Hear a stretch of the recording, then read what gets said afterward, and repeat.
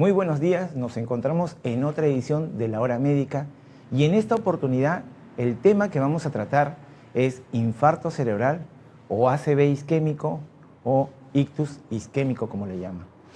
Entonces, en realidad, ¿qué viene a ser este diagnóstico o este término que nosotros conocemos? Y se los he traído porque justo en esta oportunidad hemos tenido 3 infartos cerebrales. Entonces, y es muy importante que entiendan la rapidez que uno debe de manejar esto. El infarto cerebral viene a ser simplemente la interrupción del flujo sanguíneo a nivel de una arteria cerebral. Eso viene a ser un trasplante. Y por lo tanto va a haber muerte de las células que son irrigadas por esa arteria. Antes de empezar, para que empecemos a entender, porque lo más importante, como yo siempre les digo a mis pacientes, lo más importante de un infarto cerebral es determinar, ¿no? Uno, que es el tratar rápido, lo más rápido que se pueda, porque tú tienes un tiempo oro en donde puedes salvar la mayor cantidad de células del cerebro, que son las primeras 3 horas de producido el evento. Y el otro es determinar la causa de por qué se ha producido el infarto cerebral. Si tú no determinas la causa, vas a volver a tener otro infarto cerebral repetitivo.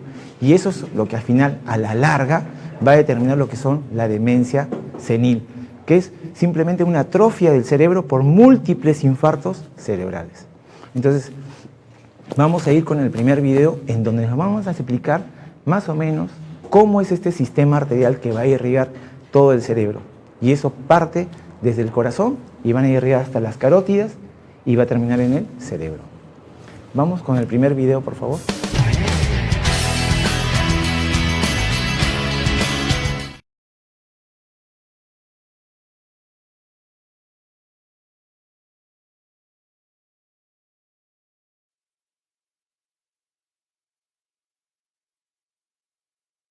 Un accidente cerebrovascular ocurre cuando el flujo sanguíneo en parte de su cerebro es bloqueado.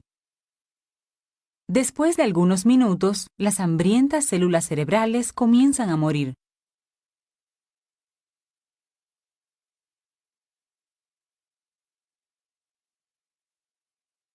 Usualmente, el cerebro recibe sangre mediante 2 pares principales de arterias, que se ramifican a través del tejido cerebral y alimentan a sus células cerebrales con un constante flujo de oxígeno, glucosa y nutrientes necesarios para sus funciones.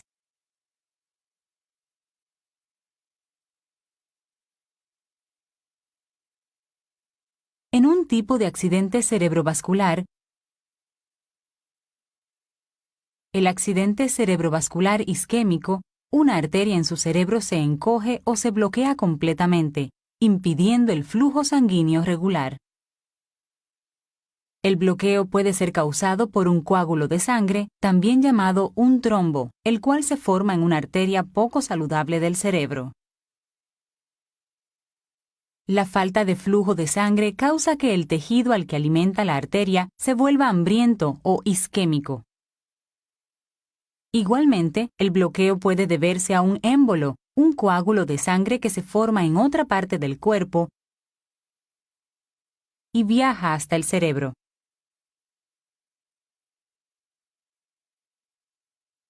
El émbolo se alberga en una arteria angosta y obstruye el flujo sanguíneo.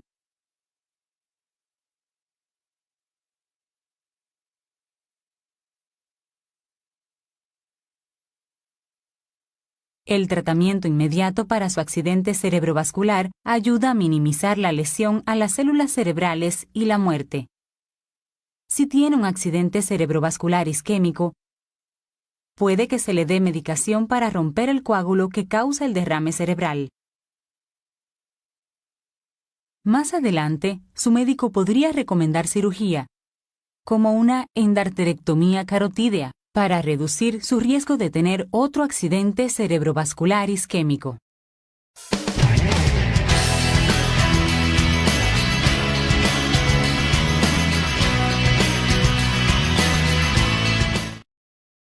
Como podemos haber visto en el video, el flujo sanguíneo inicia del corazón. Del corazón sale el tronquito que se llama aorta y de la aorta van a salir las 2 carótidas. tanto la carótida derecha como la carótida izquierda. Y cada uno va a irrigar la mitad del cerebro. Entonces, es muy importante conocer esto para que tú puedas determinar las causas. ¿Cuántas causas podrían existir entonces para un infarto cerebral? Empezando, uno, la más común, la carótida. Si yo tengo en la carótida una obstrucción, imagínense como tubo de cañería que se llena de sarro, esto va a determinar en algún momento esta placa, ¿no? De sarrito, que nosotros el término médico viene a ser ateroma, se desprende y va a ir directo al cerebro. Entonces, la primera causa que tenemos es obstrucción de carótida. Segundo, el corazón. Vamos a decir, yo tengo una arritmia, la arritmia más frecuente que tiende a formar coágulos es la fibrilación auricular. Vamos a decir, yo ahorita estoy normal y de repente entro en una arritmia de fibrilación auricular. Y esta arritmia forma un coágulo, sale del corazón y se sube por la carótida y termina en el cerebro. Segunda causa, arritmia cardíaca, especialmente fibrilación auricular. Tercera causa, en el corazón, normalmente, cuando uno nace deberían de cerrarse, vamos a decir que el corazón lo dividimos en dos partes, derecho, izquierdo. Entre las aurículas hay una pared que se debe de cerrarse cuando uno nace. Vamos a decir que esa pared, esa comunicación entre las aurículas no se cierra. Y la patología cardíaca estructural más frecuente que suele producir se llama foramen oval patente. Entonces, si yo tengo un foramen oval, voy a producir la formación de un coágulo y termina yendo al cerebro. Es más, muchos pacientes cuando tienen un infarto cerebral, tratando de buscar las causas, nos encontramos que el paciente tenía un foramen oval y eso es de nacimiento. Entonces, muchos de los pacientes con foramen oval patente, ¿no?, debutan con el cuadro clínico de un infarto cerebral. Entonces, hasta acá ya vamos 3 causas: obstrucción de carótida, arritmia cardíaca y foramen oval patente. ¿Cuál es la cuarta causa? Que yo tengo una obstrucción en las mismas arterias cerebrales. Y la quinta y última es una causa idiopática. ¿Qué le llamamos causa idiopática? Causa desconocida. Pasamos a la siguiente lámina que tenemos. Y las causas de causa idiopática, el 15% de ellas representa lo que viene a ser, ¿no?, causa desconocida del infarto cerebral. Y acá podemos poner, por ejemplo, cuando un paciente viene por un accidente cerebrovascular o ictus, como le llaman, siempre lo primero que tú tienes que hacer es una tomografía. ¿Por qué? De arranque. Porque tú tienes que determinar si el paciente es isquémico por un infarto cerebral o hemorrágico, como la gente le conoce como un derrame. La gran mayoría de accidentes cerebrovasculares viene a ser de origen isquémico, es decir, de infarto cerebral. El 85% de ellos representa eso. Y el 15% vienen a ser por un sangrado. ¿Por qué es importante diferenciar entre isquémico y hemorrágico? Por el tipo de tratamiento que tú vas a dar. Los medicamentos que das cuando es un infarto cerebral están contraindicados en una hemorragia cerebral. Por ejemplo, en un infarto cerebral, un isquémico, lo primero que tú tienes que hacer es dar aspirina. Y supongamos que tú estás en una hemorragia cerebral, ¿qué va a pasar? Más sangrado. Entonces, es importante determinar lo primero, en dónde estás, en cuál de los dos. Y dentro de las causas que hemos visto del infarto cerebral, ahí vas a tener, por ejemplo, en el aterotrombótico, ahí tienes la obstrucción de carótida. En el cardioembólico, ahí tienes la arritmia, ahí tienes, por ejemplo, el foramen oval que hemos hablado. En los infartos que dice ahí lacunares, que son chiquititos, vienen a ser las mismas arterias cerebrales. Y la otra que es el infarto indeterminado o causa desconocida, o como nosotros lo conocemos en el término médico, idiopático. Entonces, siempre lo primero es determinar en dónde estoy. En una obstrucción de las arterias del cerebro, que viene a ser infarto cerebral, o en una hemorragia. Y eso lo haces con una tomografía. Entonces, cuando tú conoces estas 5 causas que hemos mencionado, tú vas a poder determinar cuál es el tratamiento preventivo para que no te sigan produciendo otros eventos cerebrales. O sea, que el diagnóstico no solamente está en decir, ya tuve un infarto cerebral, voy a tomar aspirina, torvastatina y chao, gracias, se acabó. No, y eso es lo que sucede en casi el 100% de los pacientes que yo veo en las consultas que han tenido como historial infarto cerebral. Nunca les determinaron cuál era la causa. ¿Y por qué es importante determinar la causa? Les voy a poner un ejemplo. Supongamos que fuera por una arritmia. Dentro del esquema de tratamiento, la aspirina, la atorvastatina, ¿qué cosa tiene que ir? Un antiarrítmico. ¿Qué pasaría si yo tengo una obstrucción de carótida? Dependiendo del grado de obstrucción, es probablemente que sea una cirugía o una angioplastía. ¿Qué pasa si estamos frente a un foramen oval patente, o el huequito que les dije que se queda en el corazón cuando uno nace? Eso es una cirugía a nivel cardíaco, ¿no? Que es colocar un Amplatzer, que le llamamos nosotros. Entonces, ven cómo va cambiando de acuerdo al tipo de causa que ha producido el evento cerebral. Y cuando es de causa indeterminada, idiopática, que hemos dicho que es un respetable 15%, ese tipo de pacientes recibe el clásico tratamiento que les hemos dicho, solamente la aspirina y la atorvastatina. Entonces, qué importante es determinar la causa. Solo tú determinando la causa vas a poder evitar los eventos vasculares nuevos a repetición que pueden estar sucediéndose. Ahora, ¿cómo yo me doy cuenta de que mi familiar está haciendo un evento cerebral? Para eso, vamos a ver la siguiente lámina. Hay tres cosas que tú tienes que diferenciar. Uno, lo que es la parte de la cara, lo que es la parte de miembros, ¿no?, tanto superiores o inferiores, que nosotros llamamos, y el otro que viene a ser la parte de la expresión, la parte cerebral, ¿no es cierto? Entonces, ¿qué es lo que vamos a poner? Por ejemplo, ves que de repente la cara se te cae. Entonces, de repente yo quiero tomar un vaso de agua y el agua se me discurre, se sale. ¿Y por qué se sale? Porque ahí simplemente uno no se da cuenta, hay una especie de parálisis. De repente tú sientes un entumecimiento o una debilidad del brazo, de la pierna, de una parte del cuerpo. Es decir, tiene que ser del mismo lado. No puede ser que yo diga, tengo debilidad del brazo derecho y de la pierna izquierda. No. Tengo debilidad de la mitad del cuerpo. O está adormecido la mitad del cuerpo. O puede ser solamente el brazo, o puede ser brazo y pierna. Hay confusión. El paciente no está tan lúcido. De repente tú lo vistes en la mañana, lúcido, te hablaba, conversaba normal, y de repente ahora como que no te entiende, como que tartamudea, que no puede hablar, dificultad para hablar, para comprender. De repente no puede ver bien por uno o por ambos ojos, dificultad para caminar, ves que empieza a arrastrar la pierna, ¿no? Entonces hay mareos, puede haber dolor de cabeza, no necesariamente es eso. Entonces cuando tú ya ves alguno de estos síntomas, lo primero que tienes que hacer es acudir a emergencia, lo más rápido que puedas. ¿Por qué? Yo les he dicho, tienes 3 horas para poder recuperar la mayor cantidad de cerebro. Y muchos de los pacientes generalmente vienen ya 12 horas, un día después, que como piensan que no, ya va a pasar, no te preocupes papá, ya va a pasar. Pasan las horas, pasa un día y de repente como no mejora, ya lo traen a emergencia. Pero ustedes sabían que tenías 3 horas para poder poner un medicamento y destruir todo ese coágulo y se acabó el problema. Una vez producido el infarto cerebral, ya se produce lo que es la muerte de las células y por lo tanto algo de secuela te va a quedar. Entonces, cuando ya hemos tenido el cuadro clínico, hemos determinado lo que nosotros conocemos, el infarto cerebral y la sospecha, lo primero que tenemos que hacer es tomarle, como hemos dicho, una tomografía para enfocarnos si yo estoy en una hemorragia o en un infarto.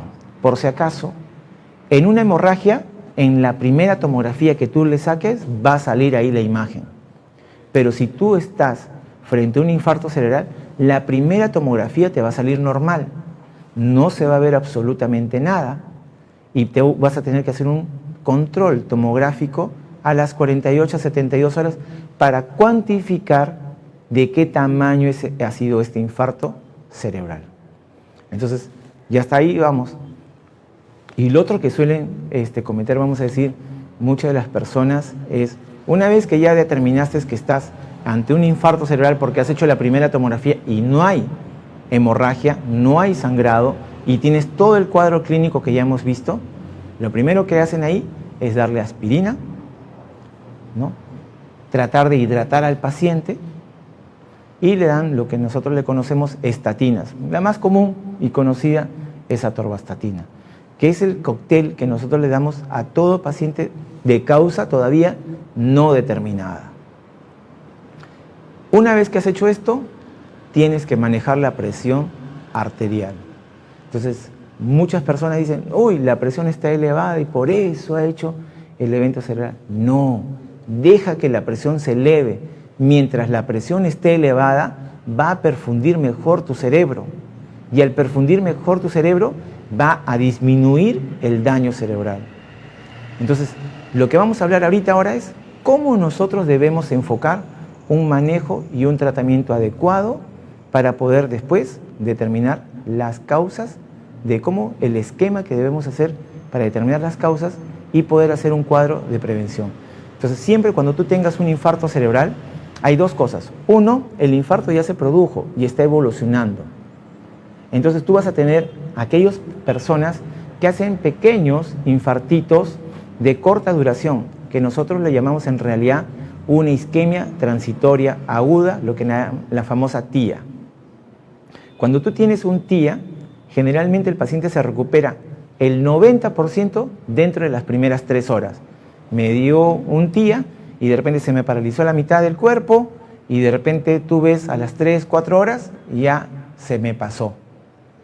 Pero este es un aviso, porque quiere decir que no se produjo la oclusión completa del vaso, pero puede obstruirse. Entonces, esto, aunque tú no lo creas, dices, no, ya pasó papá, no vamos a la emergencia, quédate acá y nos olvidamos del tema. No, es un aviso de que en cualquier momento va a venir un evento cerebral mucho mayor y mucho más grande y probablemente no tengas la suerte y la repercusión en las secuelas que te puede dejar mitad del cuerpo paralizado, inclusive dependiendo de la magnitud del infarto, puede comprometer la vida, puede llevarte a una muerte. Entonces, es muy importante nosotros determinar el infarto cerebral, el tiempo en el cual estamos. Ya después hay otros términos que nosotros le llamamos, pasado las 24 horas, ya se instauró el infarto cerebral. ¿Y ahí qué puedes hacer? Simplemente limitar el nivel de daño, porque ya después lo que viene es rehabilitación. Y lo otro es determinar la causa, lo más importante. Pero antes de seguir hablando, vamos a ir a una pausa. Y antes de la pausa, quiero comentarles que en Clínica Nueva Salud contamos con más de 35 especialidades. Todas las especialidades que normalmente tenemos allá en Lima. Todos nuestros profesionales, ¿no?, vienen diariamente de Lima. Los traemos parten a las 6:30 de la mañana, los espera un carro y los trae acá a Chincha. Están llegando aproximadamente entre 8:40 y 9 de la mañana, dependiendo del tráfico, pero más allá de las 9 no suele suceder, salvo que haya un accidente. Todos los días estamos trayendo médicos de Lima de las distintas especialidades, hasta las 6 de la tarde y ahí regresan. También trabajamos con médicos también reconocidos acá de Chincha. Entonces, simplemente ustedes lo que tienen que hacer es llamar por teléfono, preguntar por redes sociales, cuál la especialidad que ustedes deseen, y nosotros gustosamente les diremos los días los cuales vienen, pero todos los días tenemos las distintas especialidades, las más de 35 especialidades que tenemos y que están siendo ofertadas ahí por redes sociales. Así que no se olviden, también tenemos ambulancia, una ambulancia para poder hacer traslados, hacemos también atenciones a domicilio, médicos a domicilio, no solamente de medicina, sino también de algunas especialidades, también estamos haciendo a domicilio. Así que cualquier consulta que ustedes deseen, pueden preguntar por las redes y nosotros gustosamente les estaremos contestando y probablemente muchas de las respuestas van a ser hechas por mí. Así que cualquier consulta ya saben que pueden. Vamos a ir a un corte y ya estamos regresando para seguir conversando de este tema tan importante que es el infarto cerebral y qué hacemos ante un infarto cerebral, cómo actuamos nosotros como familiares. Ya regresamos, no se muevan.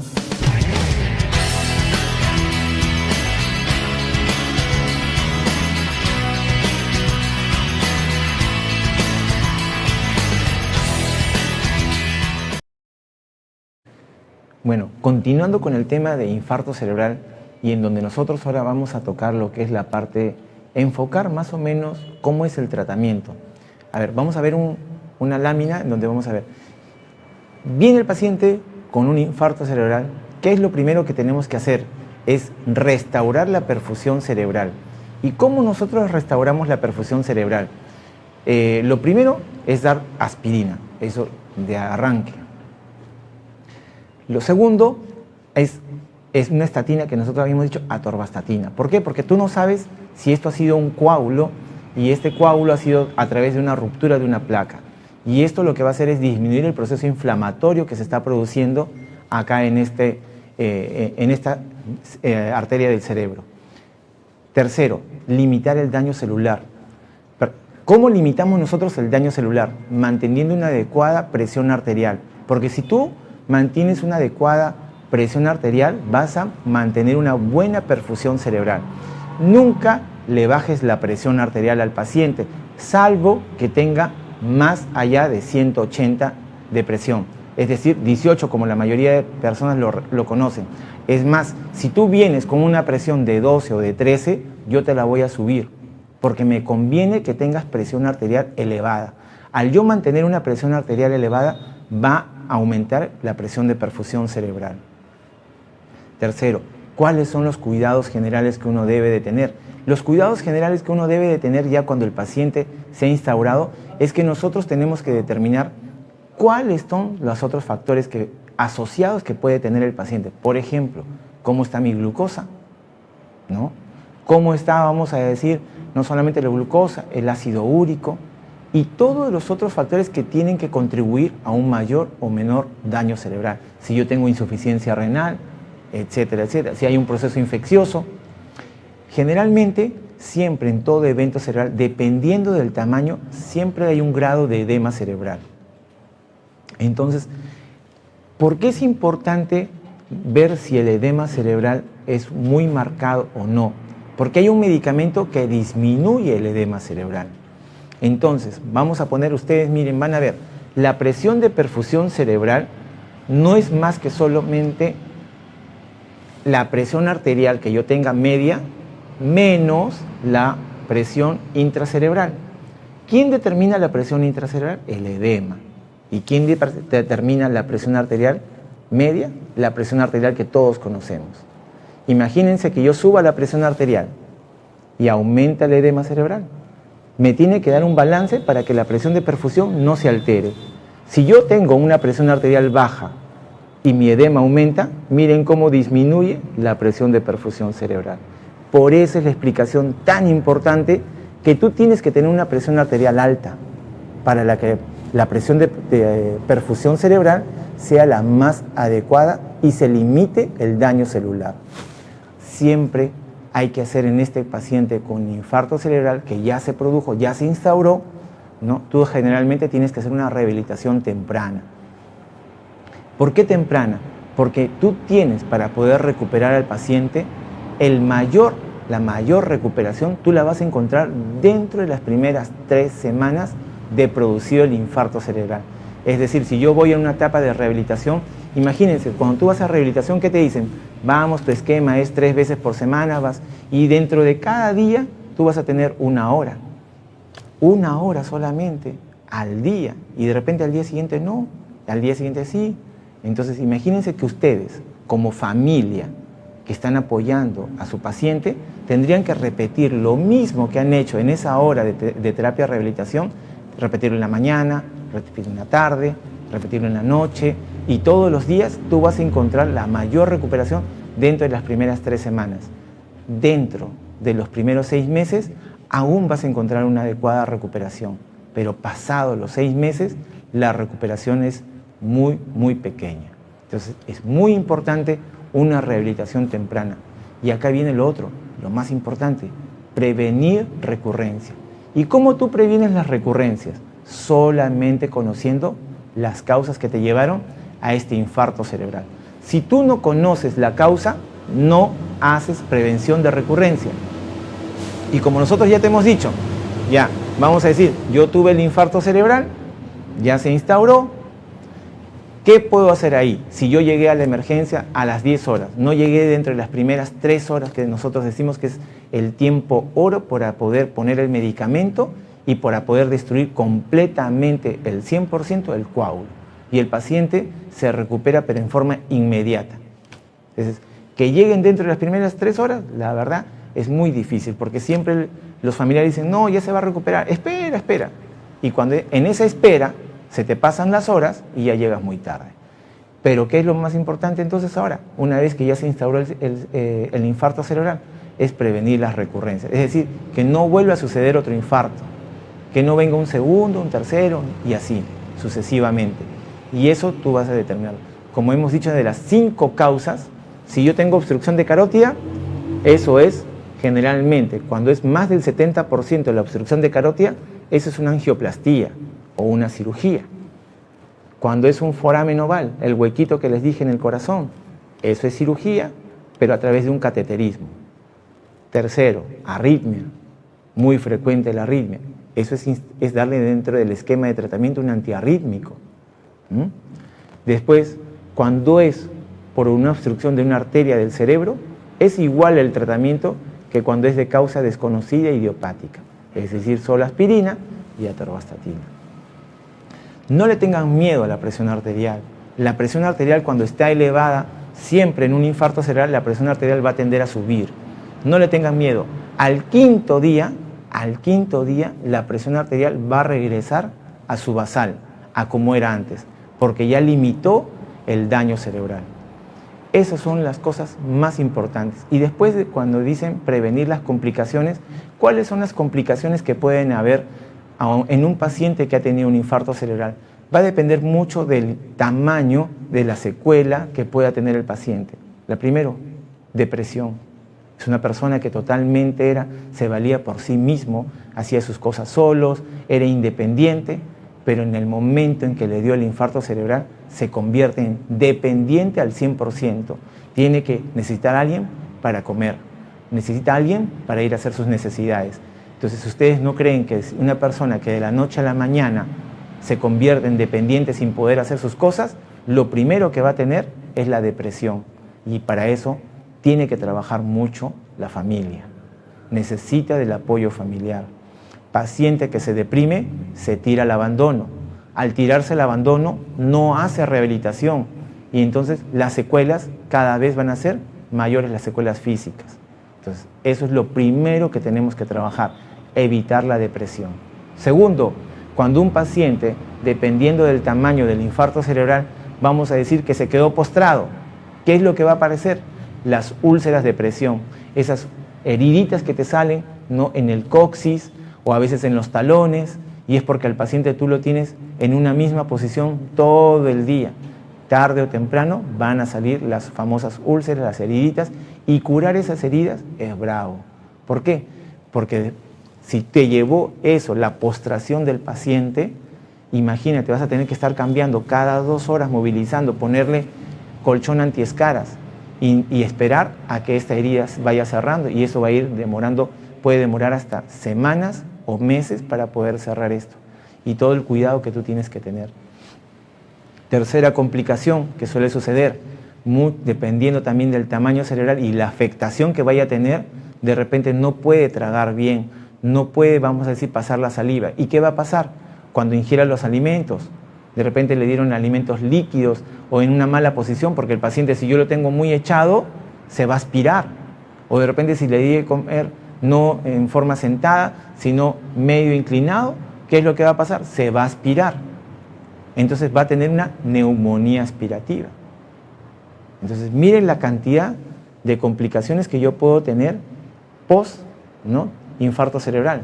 Hemos hablado de la depresión, número 1. Número 2, las úlceras por presión. Tercero, la neumonía. Y el cuarto son las infecciones. ¿Por qué infecciones? Porque generalmente a veces si yo no puedo, vamos a decir, controlar mis esfínteres, ¿qué va a pasar? Puedo tener infecciones urinarias.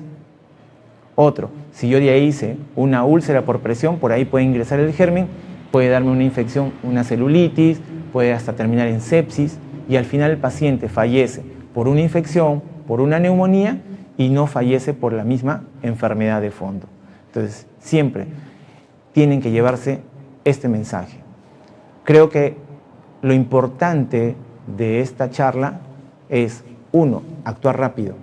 Ya hemos dicho, siempre vean cabeza, ¿no? Lo que es la parte de la expresión de la cara. Si se me ve que la cara está caída, si se me ve que cuando yo quiero ingerir algo y se cae el líquido, o si me ven que el ojito se me ha caído, o si ya tengo adormecimiento o parálisis de un brazo, de la pierna, o de repente no puedo articular bien las palabras, o de repente mi familiar no entiende lo que yo le digo y de repente hace unas horas entendía normal, estamos frente a un evento cerebral. Rápidamente traerlo por emergencia, tenemos 3 horas para poder hacer el mejor resultado posible. Pasado las 3 horas, no se va a tener el efecto del medicamento porque ya no se va a poder administrar, pero sí tenemos que hacer la limitación del daño neuronal para que no haya mayor daño cerebral. Igual tiene que ser, igual se comporta esto como una emergencia, así que traerlo rápidamente, a sacarle su tomografía, y el otro es tratamiento y determinación de las causas para poder hacer ustedes prevención. Eso es un adecuado manejo de un paciente con infarto cerebral.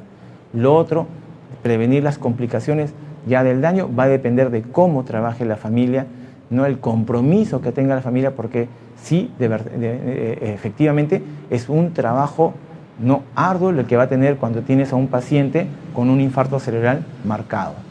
Y acá les quiero mostrar para que vean lo que nosotros normalmente también hacemos cuando estamos frente a una obstrucción de carótida, y esto es lo que es parte de uno del manejo de alguna de las causas de las 5 que les he mencionado. Vamos con el video, por favor.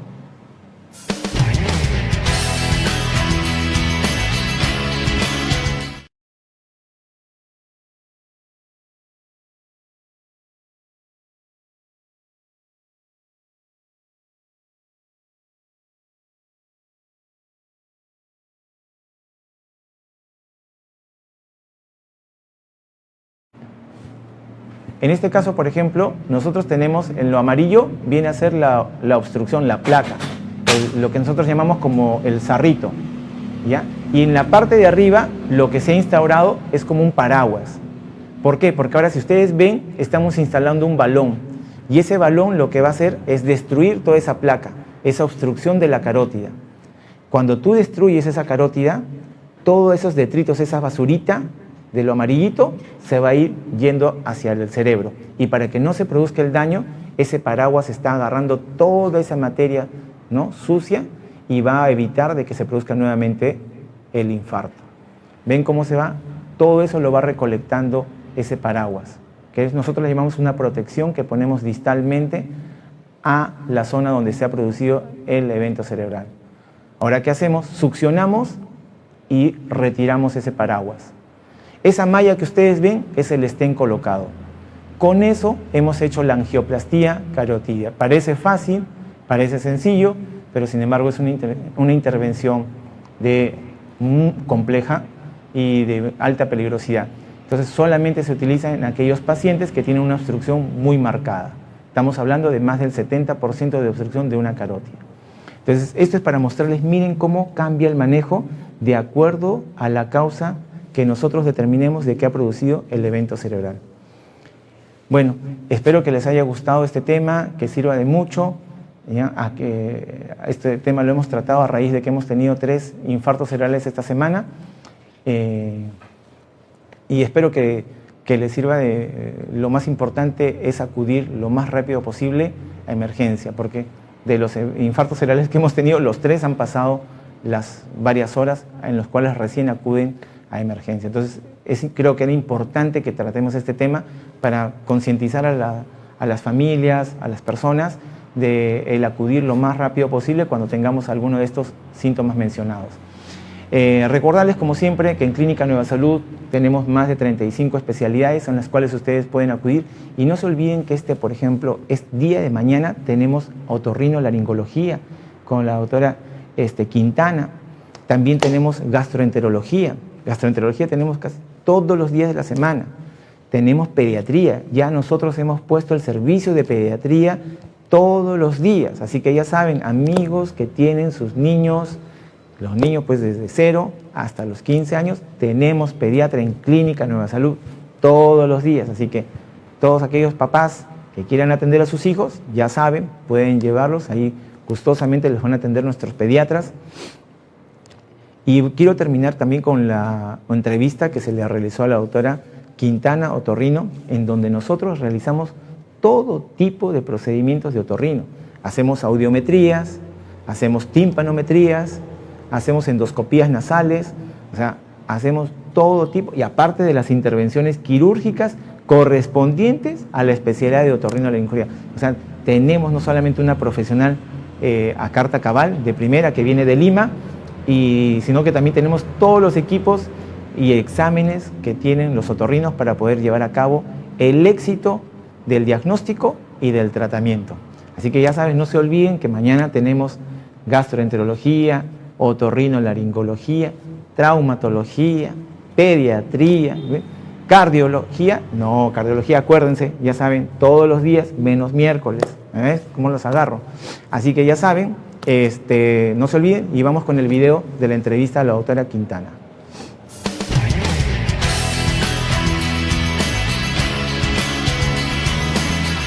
Muy buenos días, el día de hoy nos encontramos en la Clínica Nueva Salud con la doctora Jessica Quintana, quien es otorrinolaringóloga y nos va a comentar un poco sobre esta maravillosa y necesaria especialidad. ¿Qué tal, doctora? ¿Cómo está? ¿Nos podría comentar un poquito acerca del servicio de otorrinolaringología aquí en la Clínica Nueva Salud? ¿Cómo estás? Buenos días. En primer lugar, pues agradecerte por esta entrevista y también manifestar que estamos muy contentos en la Clínica Nueva Salud con la nueva especialidad de otorrinolaringología para ofrecer a nuestros pacientes tanto evaluaciones como también procedimientos diversos de la especialidad. Perfecto. ¿Qué procedimientos se realiza en el servicio de otorrinolaringología aquí en la clínica? ¿O cuándo sé que tengo que venir a verla a usted para que me dé un diagnóstico o me atienda?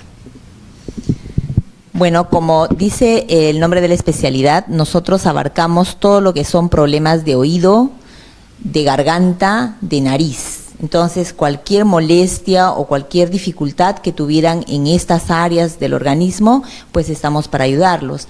En la Clínica Nueva Salud hacemos prácticamente todos los procedimientos. Vamos a, por ejemplo, iniciar con la región nasal, de repente tiene rinitis alérgica, se congestiona bastante de la nariz, o quizá tengan un sangrado nasal, o de repente tengan algún problema obstructivo en la nariz, el paciente no puede respirar adecuadamente, pues entonces nosotros le hacemos la evaluación física, tomamos los datos y luego procedemos a hacer un procedimiento que se llama endoscopía nasal. La endoscopía nasal es un procedimiento bastante sencillo. A través de una cámara podemos revisar, ingresar dentro de la región nasal y verificar paso por paso todos los componentes anatómicos de la nariz y ver si es que dentro de la nariz existe alguna dificultad. Por ejemplo, puede haber una vena sangrante o de repente encontramos algún tumor, algún pólipo, o de repente los cornetes de la nariz están muy inflamados y eso le produce obstrucción a la nariz, o de repente el tabique del paciente está desviado y eso hace también que el paciente no respire bien o ronque en la noche. Yéndonos un poquito más arriba hacia la región auditiva, de repente tenemos algún problema auditivo, tenemos algún tipo de zumbido, no escuchamos adecuadamente, nos duele el oído, sangra el oído, entonces podemos hacer varios tipos de procedimientos. Empezamos a hacer, por supuesto, una evaluación externa, tenemos videotoscopía, a través de una cámara podemos revisar internamente las estructuras del oído, además podemos hacer evaluaciones funcionales, por ejemplo, si no escuchamos bien, podemos hacer una audiometría para ver el nivel auditivo, de repente hemos tenido una pérdida brusca o de repente tenemos ya una pérdida por muchos años por alguna causa, de repente tenemos un tímpano perforado, podemos hacer mediciones de la presión del oído, eso se llama timpanometría. Cuando de repente un niño tiene ronca en la noche, tiene mucho moquito, le duele constantemente el oído, entonces significa que hay un problema obstructivo entre la nariz y el oído, porque recordemos que la nariz, el oído y la garganta se unen en la parte posterior, entonces cualquier problema relacionado a la nariz o a la garganta puede afectar hacia el oído. Entonces Entonces ahí podemos hacer evaluaciones, como les decía, funcionales y también específicas. Por ejemplo, si un paciente ha tenido mareos o vértigos, podemos hacer una evaluación del sistema de balance del organismo. Más internamente en la garganta podemos hacer evaluaciones también endoscópicas a través de una cámara. Podemos ingresar a ver la parte inferior de la garganta, más abajo en la región laringea. De repente tenemos cambios de voz, tenemos una voz difónica, o tenemos flema constante, tenemos dolor frecuente en la garganta, infecciones recurrentes. Podemos hacer ese tipo de evaluaciones. Acá en Nueva Salud tenemos todos los procedimientos para ofrecer a nuestros pacientes y que ellos pues se sientan totalmente aliviados en sus problemas, ¿no? Perfecto. ¿Y nos podría contar de algunos casos con los que se haya encontrado en su especialidad que tal vez la hayan marcado un poquito? Sí, recientemente hemos tenido, por ejemplo, un pequeño que ha venido con una obstrucción en la nariz por un cuerpo extraño y hemos procedido a retirarlo, ¿no? Los niños pequeños a veces son un poco traviesos y cualquier objeto que encuentren a la mano pueden introducírselo en la nariz, en el oído, incluso en la garganta, ¿no? En este caso, pues hemos encontrado un niño pequeño que había introducido un cuerpo extraño dentro de la nariz y lo hemos procedido a retirar. Y así, ¿no? Evaluaciones constantes, por ejemplo, pacientitos que se han caído y han tenido fracturas de la nariz, podemos proceder a hacer la corrección en consultorio, y si es quirúrgica, pues procedemos a operarlo. ¿Y nos podría comentar, ya para finalizar, qué tipo de operaciones se realizan en su especialidad y las que podemos encontrar aquí dentro de la clínica? Pues dependiendo del área afectada, ¿no? Las operaciones probablemente más frecuentes en el medio son las operaciones de la vía nasal, ¿no? O sea, fracturas nasales, desviaciones de tabique, hipertrofia de cornetes, en garganta hipertrofia de amígdalas, hipertrofia de adenoides, algunos tumores en nariz, problemas de sinusitis crónica. Pues todos esos problemas lo podemos operar acá en la clínica. Perfecto, muchísimas gracias por su tiempo. Recuerden que la doctora Jessica atiende aquí en la clínica Nueva Salud y pueden encontrarla en nuestras instalaciones para tener la mejor atención de la región. Soy la doctora Jessica Quintana, parte de la unidad de otorrinolaringología de la clínica Nueva Salud, y estamos para servirlos y atenderlos con mucho gusto.